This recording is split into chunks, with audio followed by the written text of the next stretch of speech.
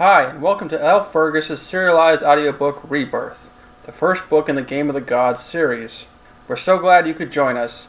If you want to read the book yourself, it's available on Amazon.com and Kindle Unlimited.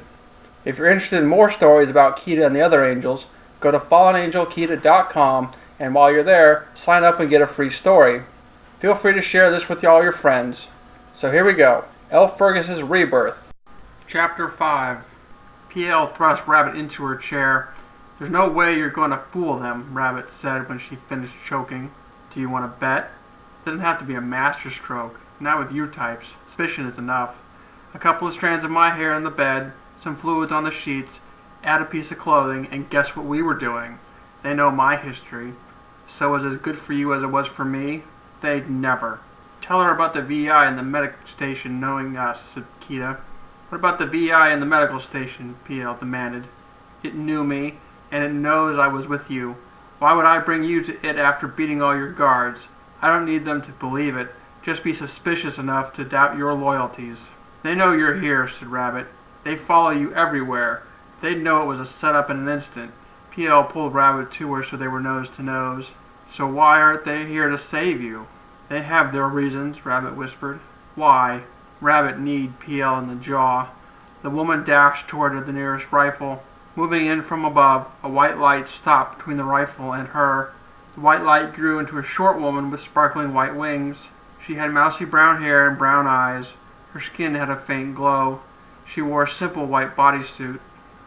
"I really wouldn't do that if I were you. As one intelligence officer to another, it's not good to make a spy hunter mad. She has a legendary temper, and your good looks aren't going to keep you alive much longer."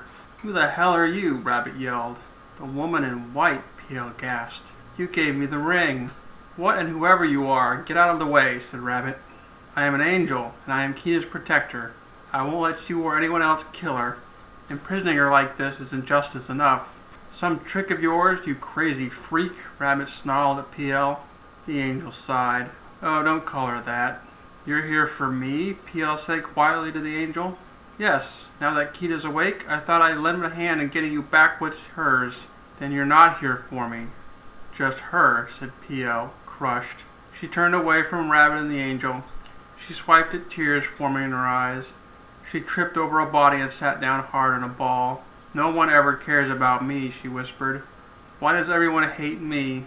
The angel smiled. "I'm glad to see the drama and emotional volatility goes across the entire spectrum." Rabbit jumped toward a rifle. The angel waved her hand. Rabbit hung in the air, frozen. "Come here," said the angel as Rabbit flew over to her. "You're going to need to know this." She went over to PL and knelt next to her. "PL, I don't mean it like that. You are Kita, at least a part of her. The good part of her, in fact. The part that everyone loves. You have a lot of people who care about you and are looking for you." "Then why have I been rotting in this slag hole?" PL said through her tears. Kita questioned. The angel smiled. "To put you here wasn't my idea. Those women you spoke to earlier, this city, was their idea. How and why you're in their care is a long story that someday you might get to know. I thought you were supposed to protect me. I am. Protecting doesn't mean helping, however. I don't feel that this is just punishment for what you did, but I have no say in it. I'm normally here to make sure you're well and don't die. I came tonight because something was taken from you that I gave you. It wasn't theirs to take. I'm here to make sure you get it back." "The ring?" "Yes. It's a family heirloom. I gave it to you knowing eventually the rest of your mind would be set free." "You mean Kita?" "Yes." "Why is she important?" PL demanded. "You mean, why didn't I come sooner?" said the angel. "Ignorance is bliss, big sister. This separation from yourself was meant to give you a chance to rest. Galena woke you up, thinking you could do anything to get out of this place. When you refused, she believed she could put you back on the shelf. Her own narcissism let her underestimate you again. The genie's out of the bottle, and I'm happy you are." "You're my sister?" PL said, looking up, her eyes wide. "Yep. You don't see the family resemblance. Why didn't you tell me earlier?" "You're going to know soon enough anyway. My name is Tina, and I'm this way because of you. You're a big reason the universe is the way it is." "You said you wouldn't help me." "Why?" said PL, confused. "But you are. I won't travel with you like I have before. I'll come if you get into big trouble. What am I supposed to do?" "That you'll have to figure out for yourself. I'm here to help you escape this injustice. Tina pulled PL to her feet. PL towered over her by almost a foot. Tina laughed. I'm glad you haven't grown again. Did you die to become an angel? Said PL. Tina raised an eyebrow. In a manner of speaking. Luckily for me, my guardian angel was there to save me. She turned her attention to Rabbit. As much as I hate to stoop to such measures, my sister can't get out of here without help, and you are in the right place at the right time, or the opposite, depending on your point of view. For you, little white rabbit, I have taken the liberty of altering all the video footage, logs, and physical evidence to show you had a wonderful time not only tonight, but have been ever since a few months after you arrived here when Kita was brought here for a medical exam. Hidden financial records will show you've been paying off your guards to falsify your reports. I know you'll die first before anyone finds out, so to give you some incentive, get her out alive and the records will disappear. That is, if you wish to come back here. I have a feeling you'll want to forget coming back to the political bureau by the time she's free. Kita has a certain charisma about her. And if you betray my sister, I will kill you myself. Believe me when I say it will be a mercy killing.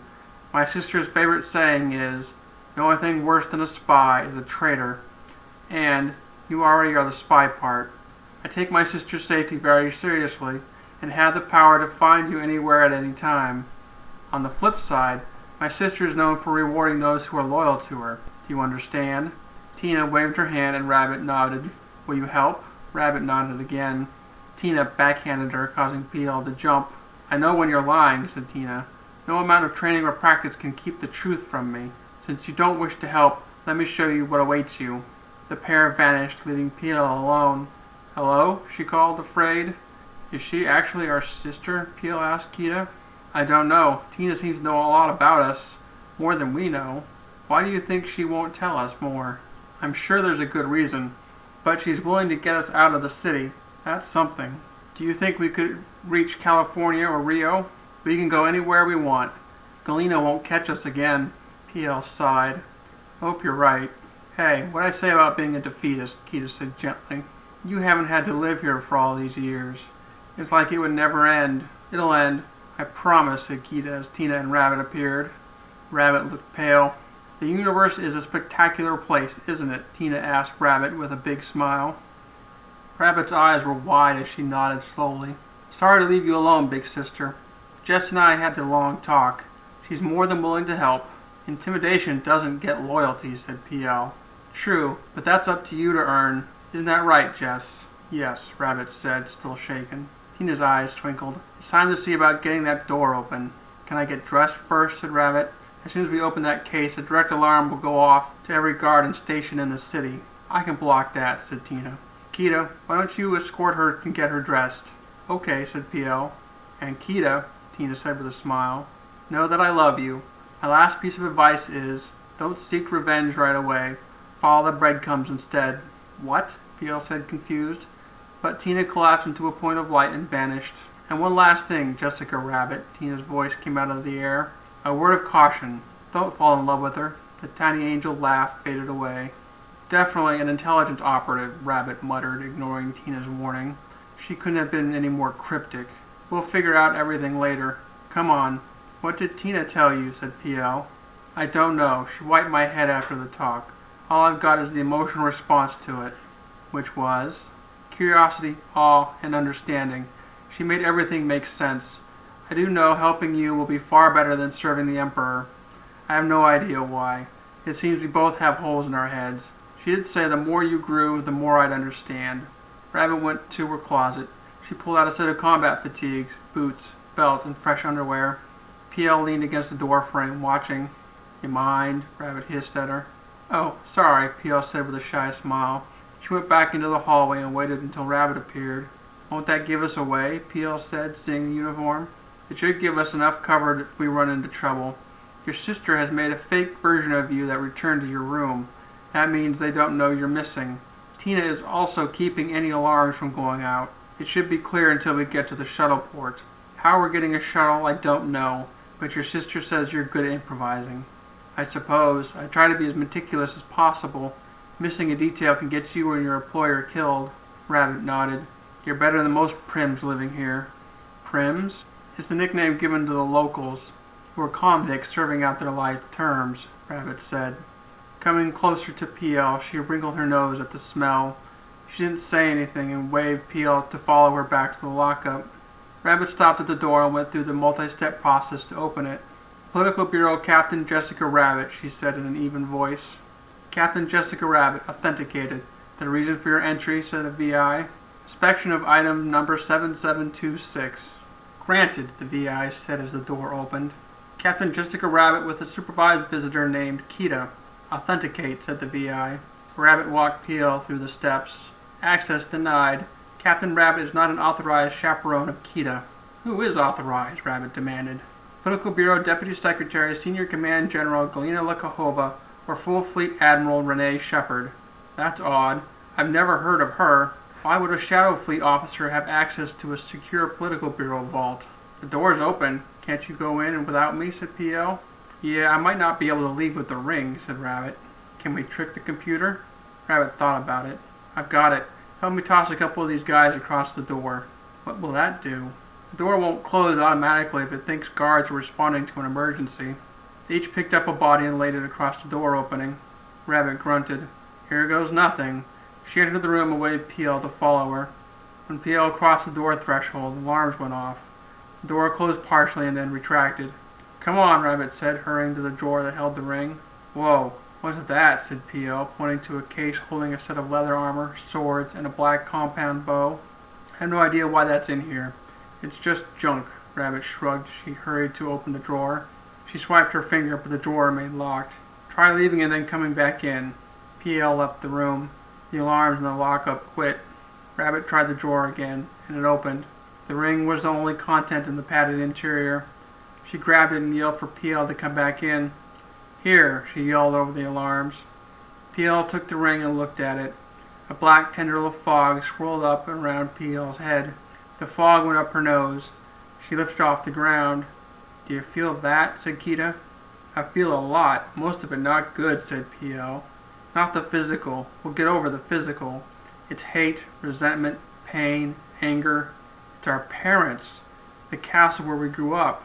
The crest on the ring is our family crest.